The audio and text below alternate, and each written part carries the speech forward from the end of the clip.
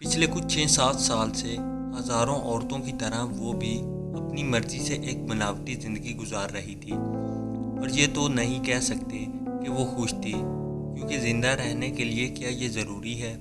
इसमें खुश होना शामिल नहीं है, पर इस ज़िंदगी में इसकी रज़ा शामिल थी। वो जो सुबह नाश्ते में तवे से उतरा पहला पराठा ही खाती थी।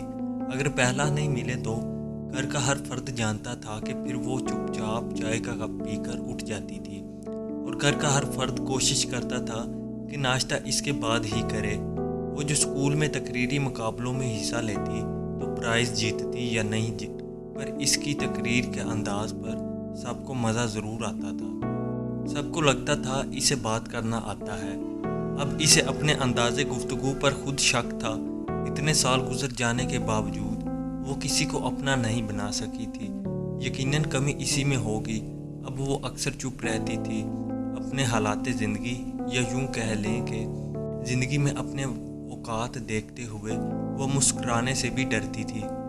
फिर ये भी था कि मुस्कुराने की कोई वजह भी ना थी।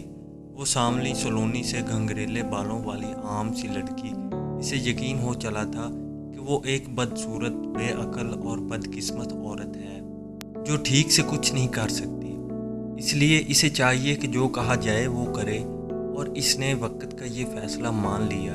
जानते हैं क्यों? मानती भी क्यों ना, आखिरकार वो एक माँ थी।